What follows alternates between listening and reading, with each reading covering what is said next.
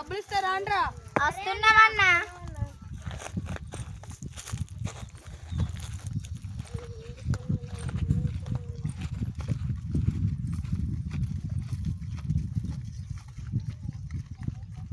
ఇవన్నీ కూలి 200. వెళ్తున్నామన్నా. ఇవన్నీ కూలి 200. వెళ్తున్నామన్నా.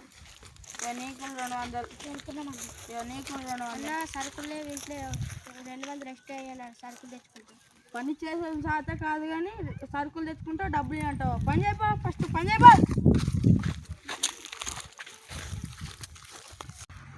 అక్క పెయ్యి అయ్యగారిని అడిగితే 200 ఇయ్యాల సరుకులు తెచ్చుకుంటా అంటే వెళ్ళి దొబ్బేసిండు.